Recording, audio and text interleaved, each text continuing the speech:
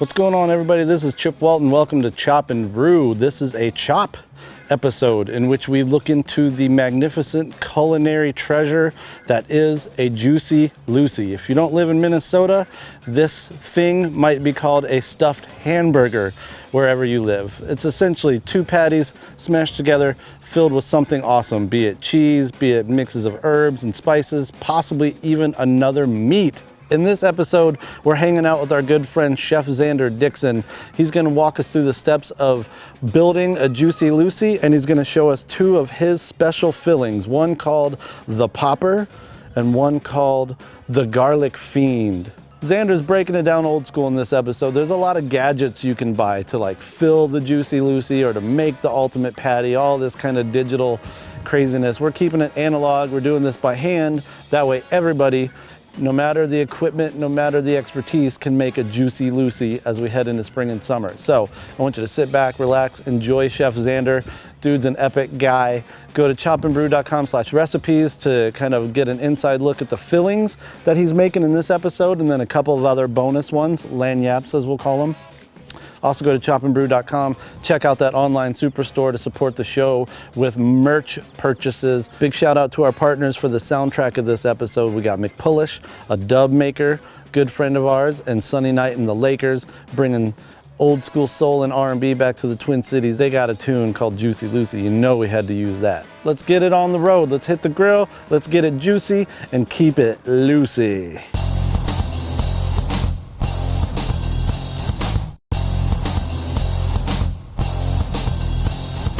Well, before you make a Juicy Lucy, the first thing you got to do is make the juicy for the Lucy.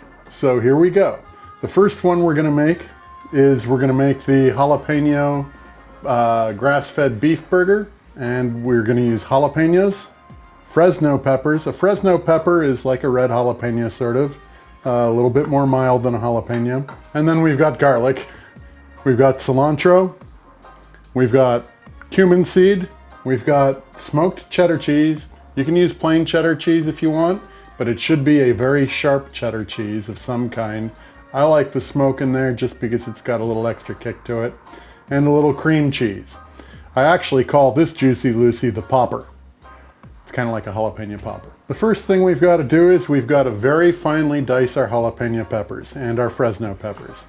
Now there's a couple of ways to do this, and everyone is all concerned about their hands getting all hot and spicy from the jalapenos. I really don't care. Your hands can get hot, and all jalapenos vary from jalapeno to jalapeno as to how hot they are. If you want your burger to be hot, put the seeds in. If you don't want your burger to be hot, don't put the seeds in.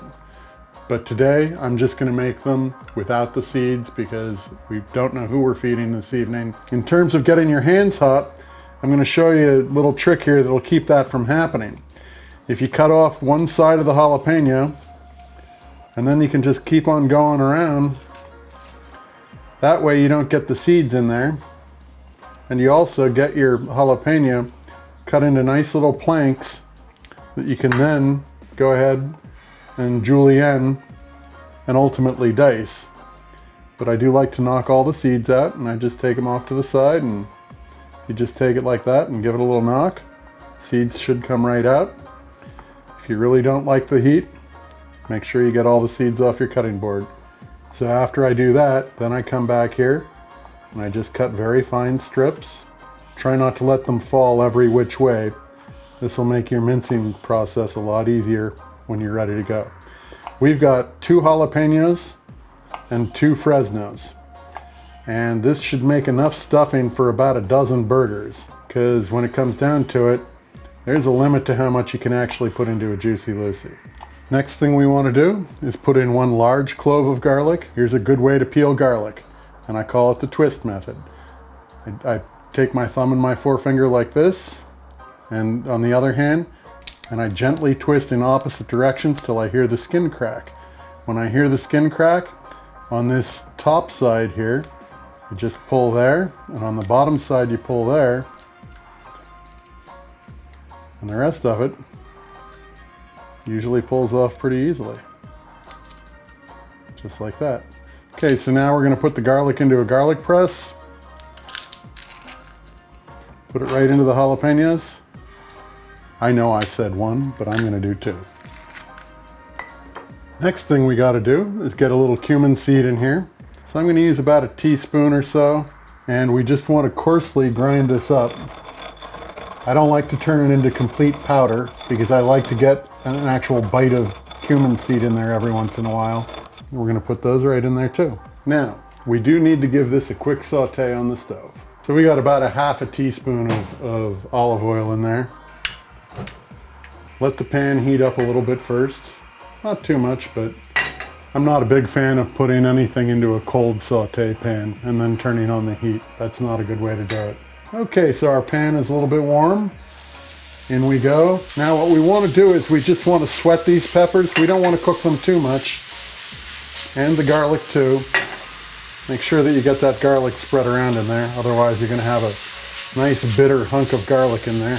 I find that cooking the peppers a little bit also intensifies the heat a little bit. If they're just raw in your stuffing, that may be nice for you. If you like that raw pepper flavor, go for it. I like to cook them a little bit. It helps everything pull together a little bit more in terms of the flavors all melding. So what we're looking for is just to see some of these jalapenos getting a little bit translucent in much the same way as you would if you were cooking onions till they were just clearing up a little bit. The same thing is happening with the jalapenos. So I'd say that we're just about there. So I'm going to take it off now and we can step away from the stove. We want to incorporate our cream cheese. We're going to use about, I'd say 2 tablespoons. And I like to put the cream cheese into the hot peppers because it gives it a chance to really sort of get in there and cream it up. It also, by adding the cold cheese to the peppers, it sort of stops the cooking a little bit. And what we're making here is just a nice, creamy, cheesy mixture. We're going to go in with some chopped cilantro. As you can see, I'm going to use a bunch that will probably give us about 2 tablespoons chopped finely. Now, I don't take all the stem off of my cilantro when I'm doing something like this. What I do is I just make sure that I chop that stem very finely. I think the stem has a lot of flavor in it. And unless you're doing something that you know don't need a delicate piece of cilantro, if you're going to chop it up and cook it and put it in a stuffing like this, it's actually good to get a little bit of the stem in there, but none of the big hard woody stem, just the tender stem. So as you can see, we've got about 2 tablespoons of cilantro going in there. Stir that up. And now we're ready for our grated smoked cheddar cheese. I'm going to put in 1, 2, well, let's just call it a half a cup of grated cheddar cheese. And I kind of use the back side of the spoon to sort of mush it all together, because when we go to stuff the Zuesy, we want this all to be sort of a nice cohesive paste that we can get in there.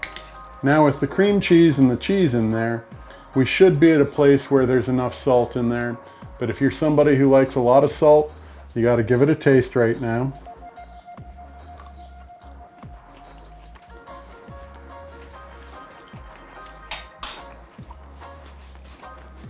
I think it could use a little more salt myself, but you won't always need to add salt, and that's always to taste. So whatever you like is good. I wouldn't go more than a 1/4 teaspoon in this quantity, so be careful with it. You can oversalt it. That is our jalapeno popper Juicy Lucy filling, and we're going to move on next to our garlic butter filling. The next stuffing we're going to make is for our bison burger Juicy Lucy, and this is a recipe that I used when I had my restaurant Zander Cafe.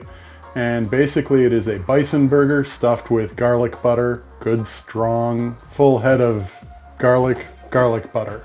If you don't like garlic, this is not for you. First thing we need is some good salted organic butter. We've got a 1/4 pound of that going in here.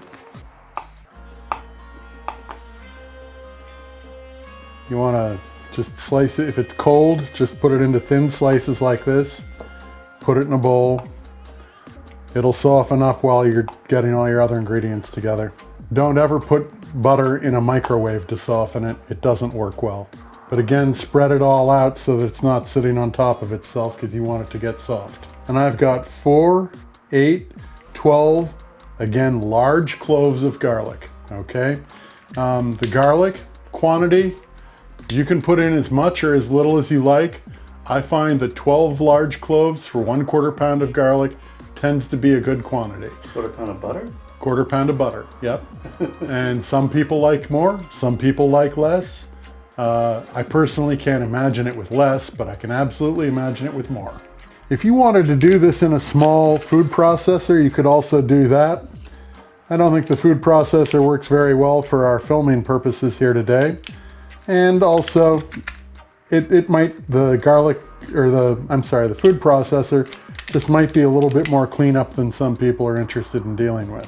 Plus, the garlic press really does get that garlic fully macerated and completely chopped up in there. The next ingredient that I'm going to be putting in here is fresh fennel seed.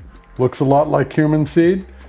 I'm going to use about, a good healthy teaspoon of fennel seed in there. Fennel kind of tastes a little bit like licorice or anise. That's its flavor component, so I like it in my garlic butter. Again, I don't like to purchase ground spices at all. I use my mortar and pestle, and in this case, when we did the cumin for the jalapeno burger, we left it pretty coarse. In this case, I'm grinding it right up. I don't want big pieces of fennel still in there. If you want to use a coffee mill, an electric coffee mill to grind your spices, I encourage you to do that.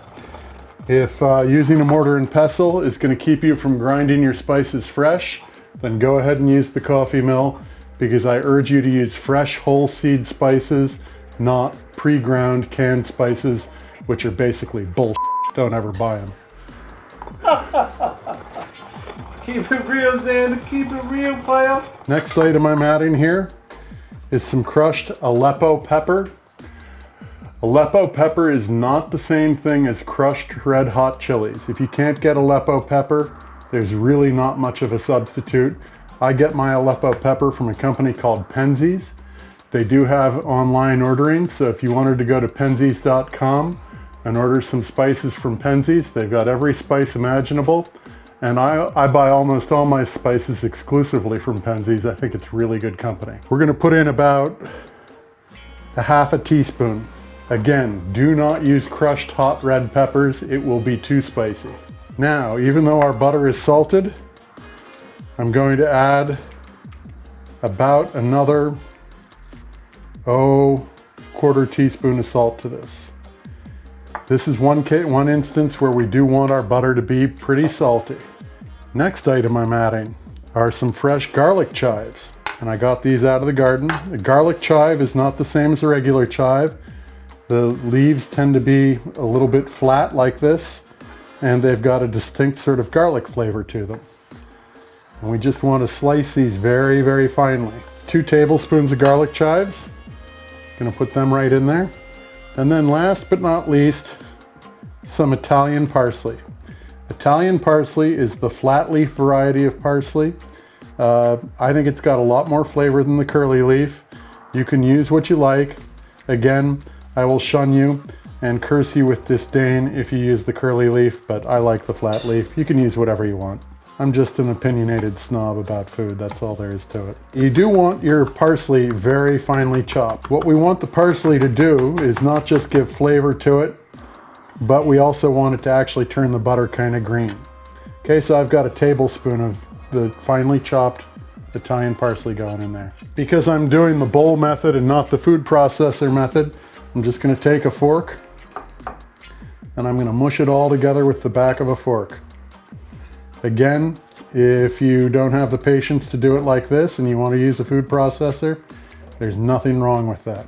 The main thing that you want to accomplish is to have this butter be one smooth, homogeneous mass of garlic butter. And incidentally, if you don't use all this garlic butter for your Juicy Lucy's, it makes really good garlic bread. If you wanted to melt it and put it over pasta or put it with seafood, you could do that. I think it'd be a little strong for seafood, but it'd be great for pasta. You got to work it long enough to make sure that your salt is well distributed and mixed up in there also. Okay, so we've made our fillings. Now we've got to make and stuff our Juicy Lucy's. I've made 2 fillings here so far. We've made the cheddar jalapeno filling, and we have made the garlic butter filling. For the garlic butter, I'm going to use a very lean ground bison meat. I like ground bison, and actually that's how this Juicy Lucy came into conception. What happened was that the ground bison is very lean and can be very dry unless you add some fat to it or add something to it to give it some moisture. So when I had my restaurant, I decided to stuff the bison burger with garlic butter. Okay, so we've taken nice lean meat that's all doctor healthy and all like y'all gonna be on it, whatever kind of diet you want to be on. Definitely not paleo, definitely not low cholesterol. We're gonna put some butter in there because it's good. Okay, if you're eating a Juicy Lucy, don't think about your health because it's not gonna work. I'm going to use a hamburger press to make the patties. Now, when you make the patties, before you make them, you got to figure out just what size burger you want to make. I have made 2 1/4 ounce balls of meat here, and that will give us a total of a 5 1/2 ounce burger plus the filling, which makes us end up with about a 6 ounce, 7 ounce burger, which is a pretty big burger. I determined the size of the burger on the size of the bun. Don't make your burger first and then be sitting there with the bun that's the wrong size. You won't be happy. I've made these balls, and one thing you don't want to do when you're making these patties is, you know, some people take their burger and they like take the ball and they like rub it all between their hands and make it into a perfect ball. It's kind of like bread dough. If you've ever worked with bread dough, the more you work it with your hands, the tougher it gets. It gets rubbery and tough. You want to handle this ground meat as little as possible, but you still want it to be a perfectly seamless patty with no holes in it, because obviously if you've got holes in your patty, you're going to end up with your Juicy leaking out of your Lucy. I'm going to take a piece of wax paper or a piece of parchment paper. I'm using parchment paper, and I'm going to put the little 2 1/2 ounce piece of meat, and I'm going to sort of just shape it into a nice perfect circle first. So I put a piece of parchment on the bottom, now a piece of parchment on the top. I'm going to push it down a little bit more. Okay, and then I'm going to push it right down. And as you can see, it's going to make the patty. Now, as you can see, we've got a nice perfect patty there. Okay, and you can just make these patties, make all your patties all at once. I mentioned that I put the garlic butter into the bison because it's got a lot of fat in it and it helps the bison to stay moist when it cooks. Well, the cheddar jalapeno filling is a little bit less rich than the garlic butter, so I'm going to put that into the ground grass-fed beef. The bison was 90% lean, this is 80% lean. Fat in the cooking world equals flavor, okay? You can either add fat in the form of butter, or you can have fat in the meat the way the animal produced it. So for the cheddar burger, we're using a slightly higher fat content of ground meat. Okay, it's burger time. These are the bison burgers, so I'm going to use some of this garlic butter here.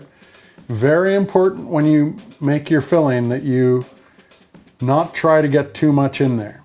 If you put in about a tablespoon, trust me, that's definitely going to be enough.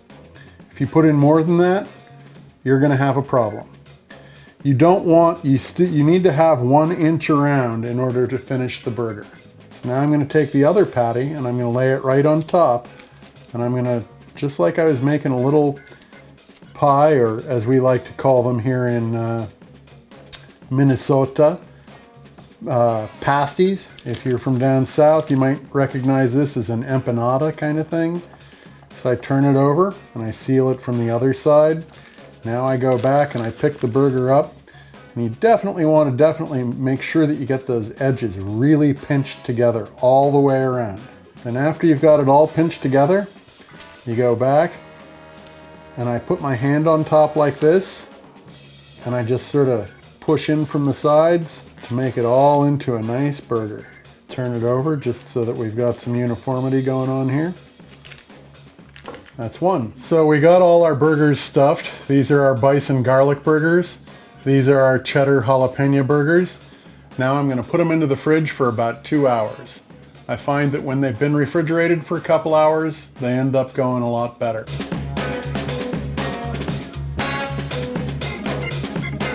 Oh, there must be burgers because Charlie's excited. We have made our stuffing. We have made our Juicy Lucy's. Now we got to grill them.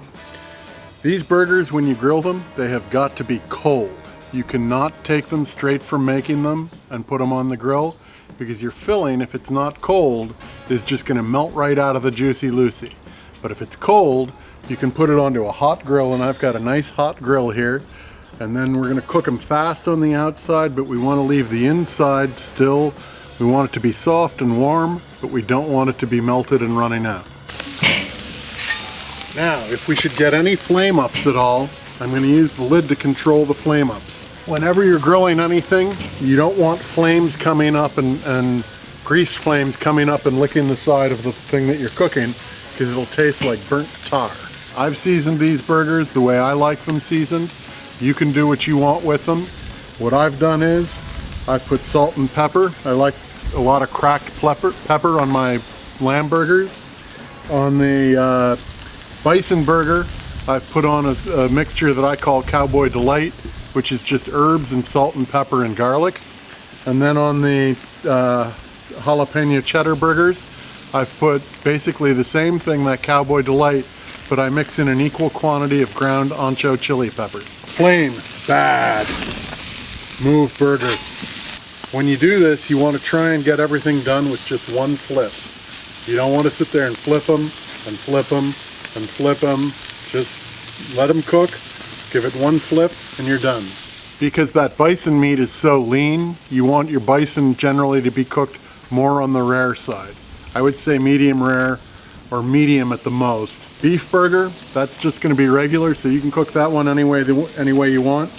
Generally, I like my lamb burgers to be done a little bit more. I'm going to throw the lid on here now to just control the flame. We're almost done. These don't take too long. They take, because remember, we made those patties only about, you know, 1/4 to 3/8 of an inch thick, so it doesn't take a whole lot of heat to cook them. And if you cook them too much, what's inside will run out, and you don't want that to happen.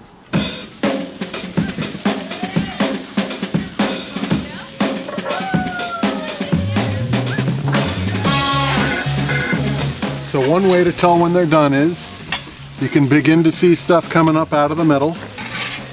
And I'm going to let these lamb ones go a little bit longer. Charlie Peanut! I met her at Mass. She was looking so great. There we have it. It's time to eat, folks. You do need to let these rest for probably 3 to 5 minutes after you cook them. It just lets everything balance. It lets the meat that's cooked absorb the flavor from the inside, and it just lets everything sort of stabilize. She hangs at the bar all the time for all the guys who want her.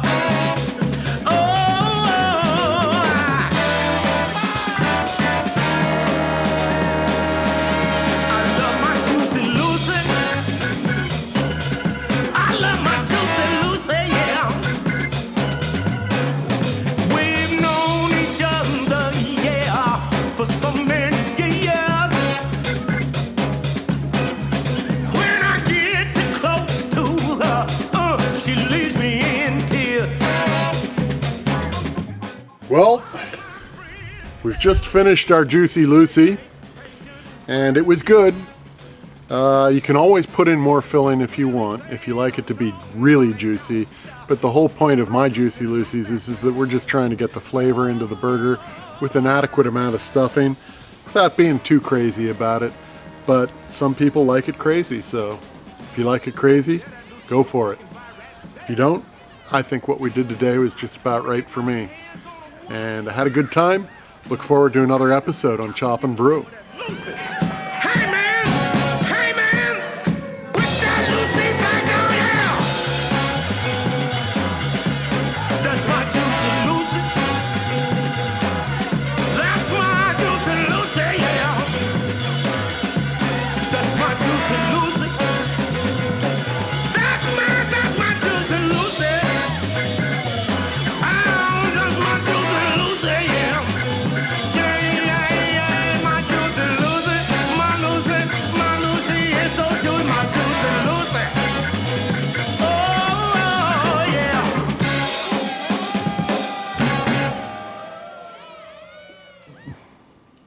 Juicy Lucy. Juicy Lucy. Juicy Lucy.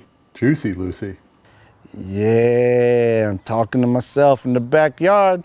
Kids over there, Charlie Peanuts over here. And we're going to use jalapenos, Fresno peppers. A Fresno pepper is like a red jalapeno, sort of. A little bit more mild than a jalapeno. Of course, all jalapenos these days are mild, thanks to our wonderful breeding program brought to you by Monsanto. I actually do have real food over here. This is not just a prop. There's potatoes and some turkey breasts. Oh, what's up? I was out of frame. But if you like your Juicy Lucy well done, you're not going to have a Juicy Lucy, you're going to have a Dry Lucy. And no one likes a dry Lucy. No one likes a Dry Lucy. So, into the fridge, and then y'all can come back later on to grill them up and eat them.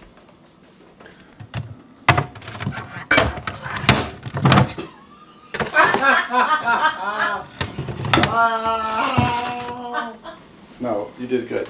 I'd give you a high five, but you got meat hands. Your mama's so fat, she can eat a whole bag of Chip Waltons.